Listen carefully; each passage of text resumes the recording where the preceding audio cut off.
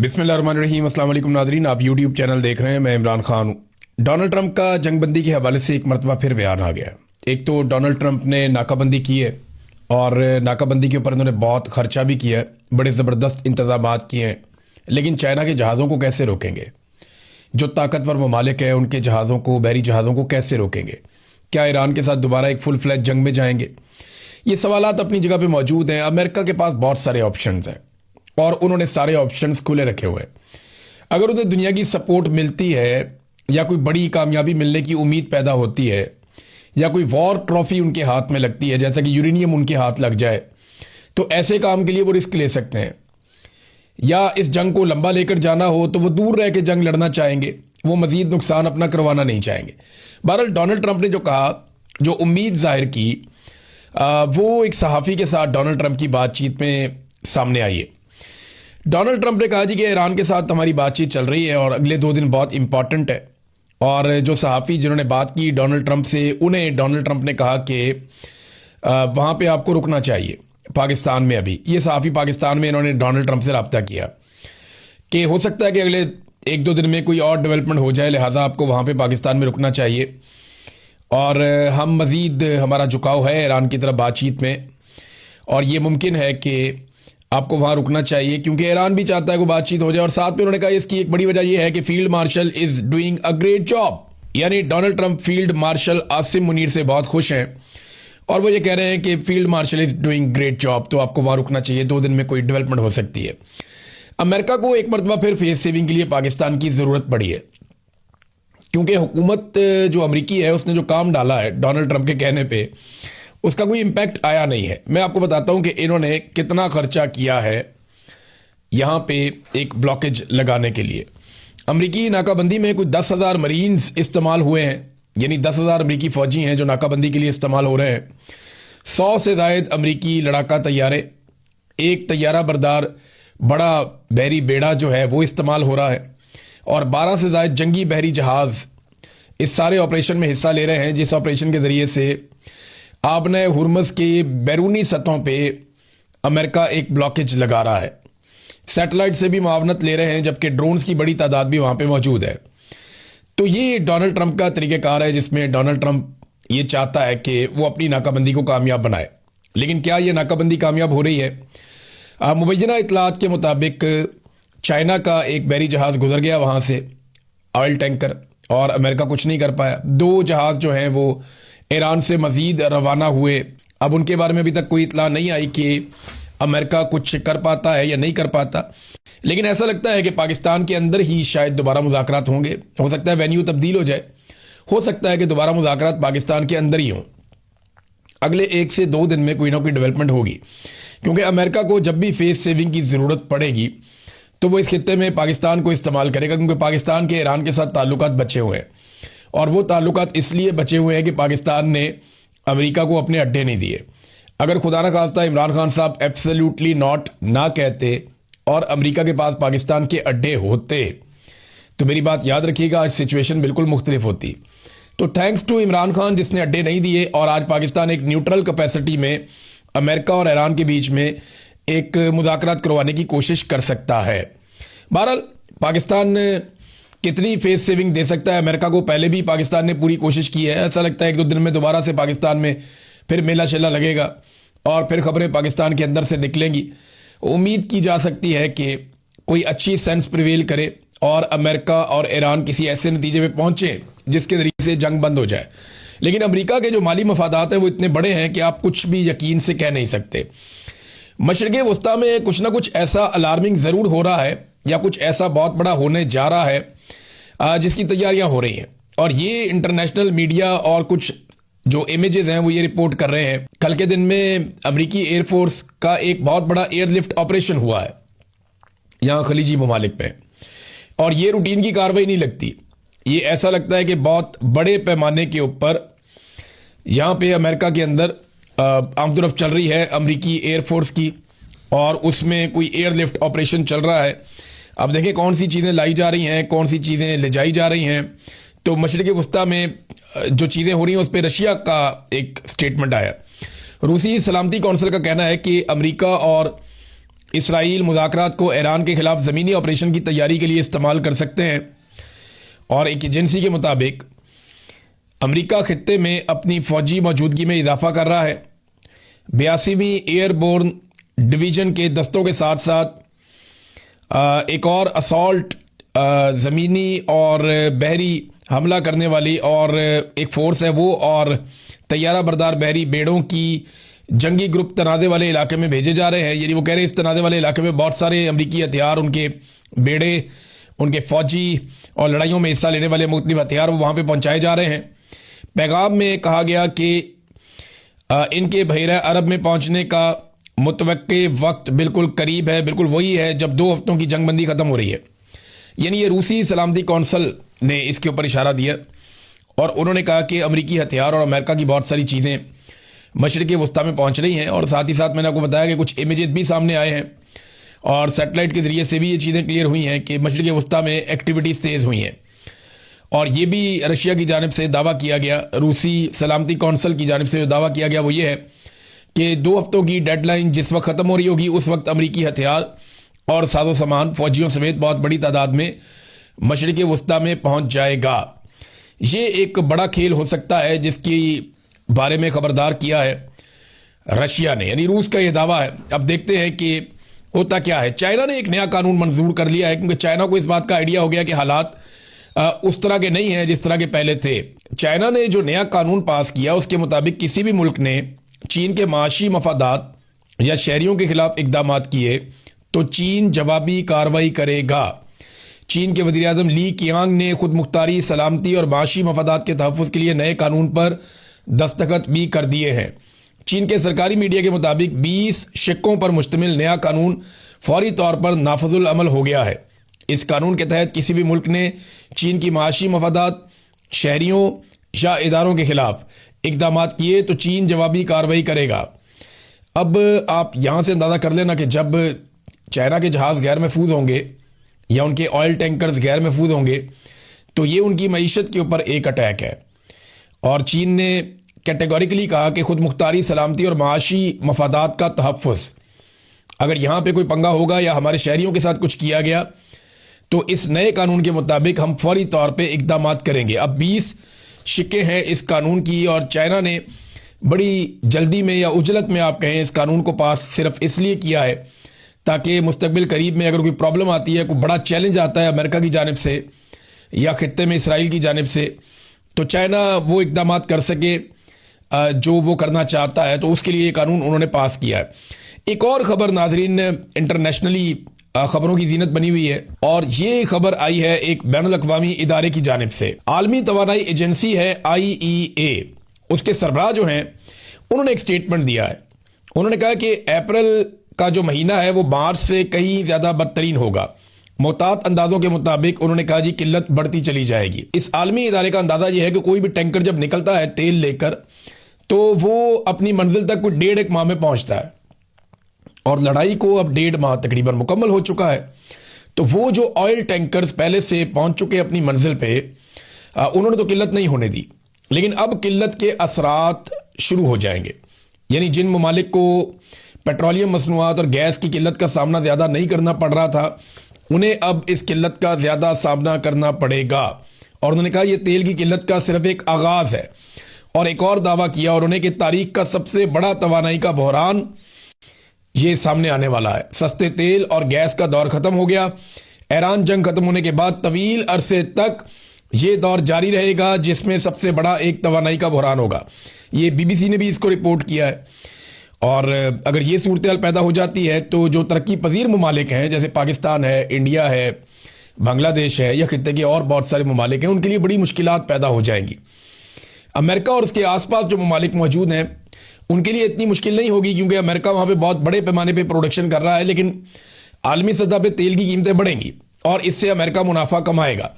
अब ये जो खित्ता है गल्फ़, यहाँ के ममालिक ने यह फैसला करना है कि उन्होंने अमेरिका के साथ मिलकर इस लड़ाई को मज़ीद आगे बढ़ाना है इसराइल के मफाद में, या इस लड़ाई को ख़त्म करके खित्ते के मफाद में तिजारत को दोबारा से खोलना है, क्योंकि तेल की तिजारत से ही ये खित्ता पैसा कमाता है और यहाँ पे खुशहाली आती है। अगर ये तिजारत रुक जाती है तो सूरत हाल फिर आप जानते हैं सब कि किस तरफ जाएगी। नादरीन, इस मौके पे अब जो सुप्रीम लीडर हैं ईरान के, उनकी जानिब से 3 वाज़ेह पैगामात अब सामने आ चुके हैं। ईरान के जो नए सुप्रीम लीडर हैं खामनाई, उनके 3 वाज़ेह मौक़िफ़ हैं जो अब हमारे सामने हैं। ये अब छप चुके हैं मुख्तलिफ मीडिया में। ये 3 पैगामात या 3 वाज़ेह मौक़िफ़ उनके क्या है। नंबर 1, हम अपने मुल्क पर हमला करने वाले मुजरिम जारहियत पसंदों को हरगिज़ सज़ा दिए बगैर नहीं छोड़ेंगे। ये बड़ा जारहाना स्टेटमेंट है कि हमारे मुल्क पर हमला करने वाले मुजरिम जारहियत पसंदों को हरगिज़ सज़ा दिए बगैर हम नहीं छोड़ेंगे। नंबर 2, हम इस जंग में होने वाले हर नुकसान के साथ साथ शुहदा के खून और ज़ख्मियों के ज़ख्मों का मुआवजा या तावान ज़रूर तलब करेंगे। ये बहुत सख्त स्टेटमेंट है उनका। और नंबर 3, हम यकीनी तौर पर आबनाए हुर्मुज़ के इंतज़ाम को एक नई सतह पर ले जाएंगे, यानी इससे हम पीछे नहीं हटेंगे। हम किसी सूरत अपने जायज़ हकूक़ से दस्तबरदार नहीं होंगे और इस मामले में पूरी जो मज़ामत है वो हम एक इकाई की सूरत में उसको तसव्वुर करते हैं और हम मज़ामत जारी रखेंगे। ये बहुत इम्पॉर्टेंट है। और ये 3 चीज़ें जब सामने आई इस वक्त ईरान के सुप्रीम लीडर की जानिब से, तो ये एक ऐसी पोजीशन है जहां मुज़ाकरात कामयाब होना ज़रा मुश्किल है, क्योंकि अमेरिका को वॉर ट्रॉफी चाहिए, उन्हें फेस सेविंग चाहिए और ईरान को बदला चाहिए। अब इसमें जो मीडिएशन करने के लिए या सालसी करने के लिए पाकिस्तान जैसे ममालिक बीच में हैं, उनकी मुश्किल में मज़ीद इजाफा हो जाता है। लेकिन पाकिस्तान बदस्तूर यही कोशिश कर रहा है कि कुछ ना कुछ करके इन ममालिक के बीच में अमन कायम किया जा सके। एक और प्रॉब्लम जो अमेरिका को फेस करनी पड़ रही है, और ये जो रिपोर्ट आई है ये स्प्रिंटर प्रेस एजेंसी है SPA, उन्होंने ये खबर जारी की है। उनकी रिपोर्ट के मुताबिक अमेरिकी फ़ौज में कबल अज़ वक्त रिटायरमेंट लेने का रुझान बहुत ज़्यादा बढ़ गया है। और इस रिपोर्ट में यह दावा किया गया कि अमेरिकी फ़ौजियों का मोराल बहुत ज़्यादा गिर गया है और पहले से दुगनी तादाद में अमेरिकी फ़ौजी कबल अज़ वक्त रिटायरमेंट के लिए अप्लाई कर रहे हैं।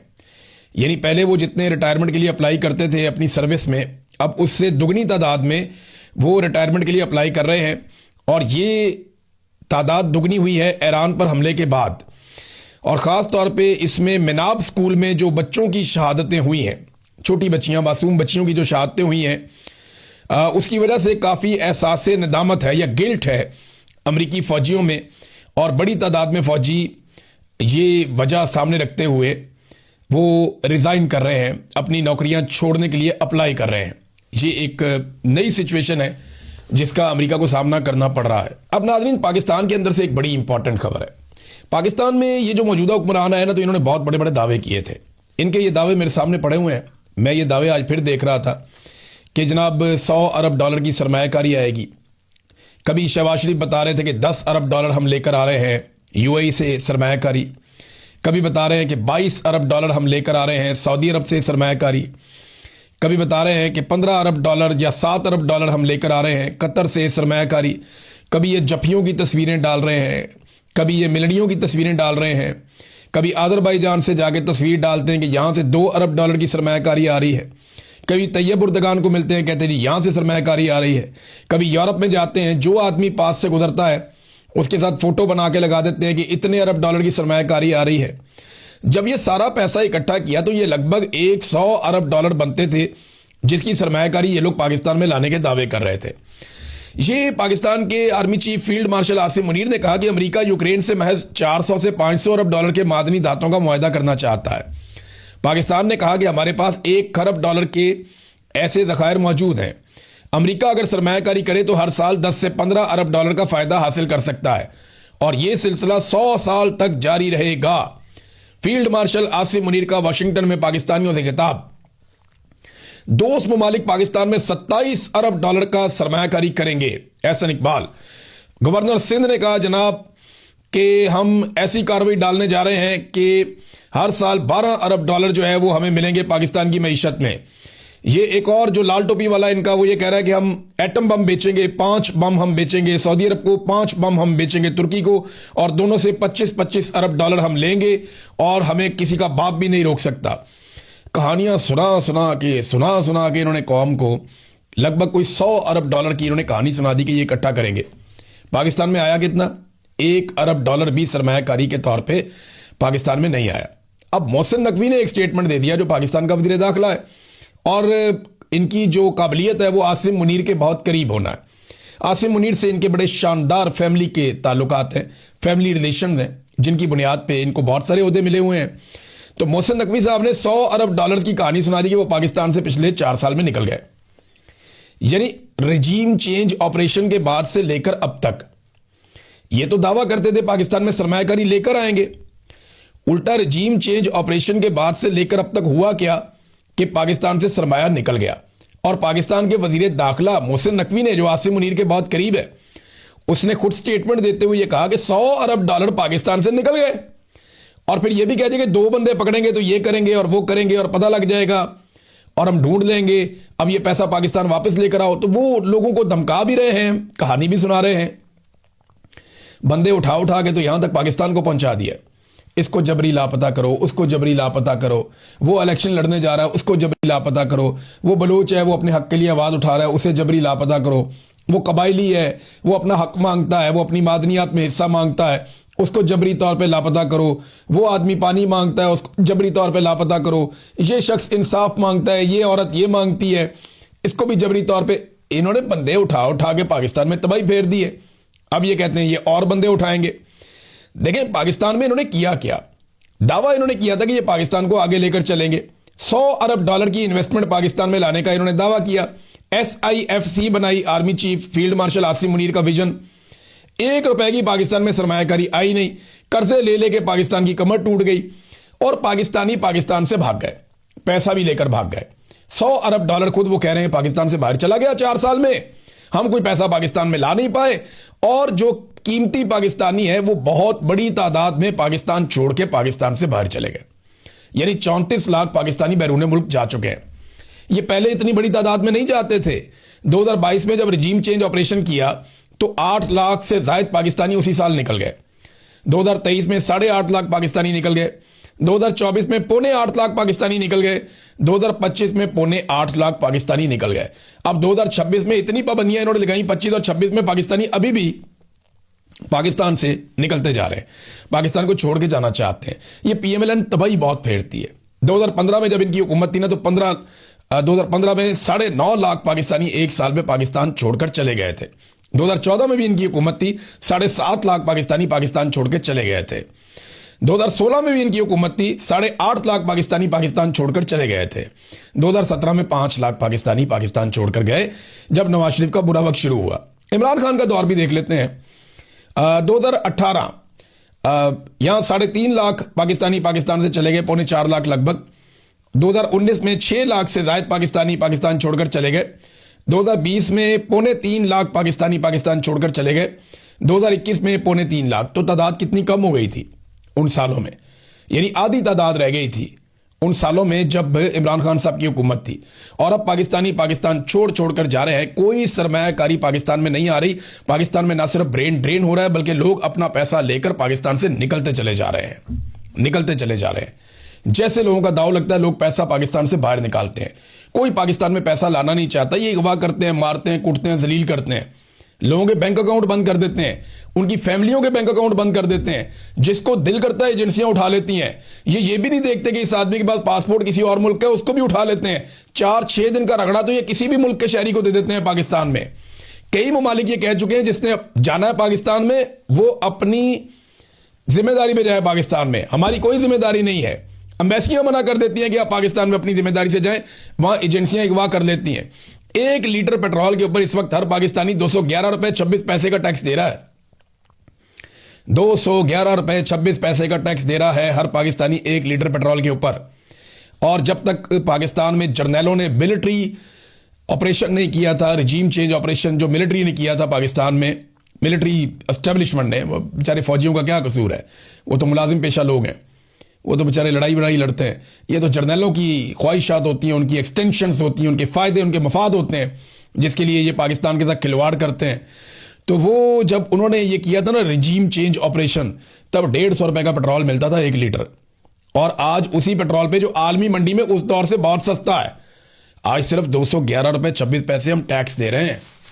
पेट्रोल की कीमत अलग है। ₹211.26 सिर्फ टैक्स है, इसमें पेट्रोल की कीमत नहीं है। ये हम दे रहे हैं 1 लीटर के ऊपर। और इमरान खान के दौर में पेट्रोल इससे ज़्यादा महंगा था आलमी मंडी में, और हम कितना दे रहे थे? ₹150 का में लीटर मिल रहा था। तो ये रजीम चेंज किया था उस वक्त जनरल बाबर ने, जनरल बाजवा ने, जनरल फैज़ ने, जनरल नदीम अंजुम ने। इन्होंने बड़ी कहानियां सुनाई थी लोगों को, जनाब अब तो हालात बहुत अच्छे हो जाएंगे, दूध और शहद की नहरें बह जाएंगी। ये पाकिस्तान की इकॉनमी की हालत की कि पाकिस्तान का वजीर दाखिला खुद पाकिस्तानियों को अब बता रहा है कि जनाब फिक्र ही ना करें, $100 अरब पाकिस्तान से निकल गया है और अब हम पैसा वापस लाना चाहते हैं। ये $100 अरब कितना होता है पता आपको?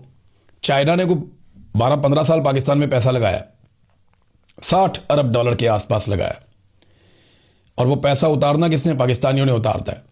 और $100 अरब 4 साल में पाकिस्तानियों का पाकिस्तान से निकल गया। ये मोहसिन नकवी ने कहा है। अंदाजा करें आप ये कितने महंगे पड़े पाकिस्तानियों को, आप यहां से हिसाब लगा सकते हैं। और आज भी इनके अंदर सिर्फ एक जिद है। एक साबिक वजीर आजम है जिसको आवाम पसंद करती है, जिसने अपने तर्ज हुक्मरानी से साबित किया कि वो इनसे बेहतर है। उसने कोरोना के साथ बेहतरीन परफॉर्म किया, उसने आलमी वबा के साथ लड़ाई की, बैनुल-अक़वामी सतह पे उसने जो कुछ किया आज पाकिस्तान को उसका फायदा हो रहा है। उसने सबसे पहले एब्सोल्युटली नॉट कहा, आज यूरोपीय ममालिक भी वही कह रहे हैं। ईरान भी उसकी पॉलिसी में चल रहा है, उसको दुनिया में इज्जत मिल रही है, बल्कि ईरान के रुपए की कदर बढ़ रही है जंग के दिनों में। तो इमरान खान वो आदमी है जिसने आलमी सतह पे इस्लामोफोबिया के खिलाफ आवाज उठाई थी। इमरान खान वो आदमी है जिसने आलमी अमन के लिए हर दरवाजा खटखटाया था। वो आदमी है जिसने पाकिस्तान में यकसा निज़ाम तालीम दिया था, जिसको बाद में बदल दिया गया। वो आदमी है जिसने हर आदमी की जेब के अंदर एक हेल्थ कार्ड डाल दिया था कि जाओ जाकर जितना मर्जी महंगा इलाज जिस मर्जी अस्पताल से करवाओ। वो आदमी है जिसने पनाहगाहें दी थी, और अब ये एक एक करके गिरा रहे हैं। आप अंदाजा करें कि कितनी दुश्मनी है इनको आवाम से कि उसने आम और गरीब आदमी के रहने के लिए पनाहगाहें बनाई, ये पनाहगाहें गिरा रहे हैं। और जो मजदूर गिरा रहे हैं वो कहते हैं जनाब हम यहीं पे रात को रहते थे, मजबूरी है, अब हम इसको गिरा रहे हैं क्योंकि हमें हुक्म आ गया हुकूमत की जानिब से। लंगर खाने बंद, पनाहगाहें बंद, गरीबों का हेल्थ कार्ड बंद, एहसास प्रोग्राम बंद। जो इमरान खान ने बेहतर काम किया अवाम के लिए, गरीबों के लिए, वो सारे काम इन्होंने एक एक करके बंद किए। और इमरान खान जो गरीबों के लिए काम कर रहा था वो भी बंद, उसको जेल में डाला हुआ है, मिलने ही नहीं देते। इनको समझ आती है, कोई मंतक है ये? और दुनिया के किसी कानून में, किसी मुल्क में जाकर आप देख लें, आप ये कहानी सुनाएंगे लोग हैरान हो जाएंगे। मैं यहाँ एयरपोर्ट से वापस आ रहा था, सोमालिया का एक ड्राइवर था, वो मेरे साथ बातचीत करना शुरू हो गया, और वो बतौर मुसलमान वो मेरे साथ उसका लगाव हो गया, वो बातें कर रहा था मेरे साथ। उसने मुझे पूछा इमरान खान के बारे में, वो नहीं जानता था कि मैं जर्नलिस्ट हूं। उसने मुझे इमरान खान के बारे में पूछा, मैंने बताया वो जेल में है। तो उसने पूछा उसकी क्या हालत है, मैंने बताया। तो उसने कहा कि ये लोग मुसलमान नहीं है जो पाकिस्तान में ये कर रहे हैं, इन्हें नहीं पता कि इन्होंने जाके अल्लाह को जवाब देना है, इन सबको अल्लाह के सामने पेश होना पड़ेगा, ये इनको डर नहीं लगता। ये वो एक सोमालियन ड्राइवर नौजवान था, वो मुझे ये कह रहा था। अंदाजा करें आप कि लोगों को कितनी फिक्र है अल्लाह के हुजूर पेश होने की। और ये जालिम, इन्हें डर ही कोई नहीं है। उसकी आंख जाया कर रहे हैं, उसकी बीवी को सजा दे रहे हैं, औरतों को जेलों में डाला हुआ है। कैसी बेशर्मी और हठधर्मी है। मैं हमेशा कहता हूं कि खवातीन को लड़ाई में मत लाओ। मैं हमेशा करता हूं कि किसी की फैमिली तक मत जाओ, इस लेवल तक ना जाओ कि वापसी का रास्ता ना बचे। इन्होंने इमरान खान की बीवी को भी उठा के जेल में डाल दिया। अब तक इतनी, अपना ख्याल रखिएगा, अपने चैनल का भी। अल्लाह हाफिज़।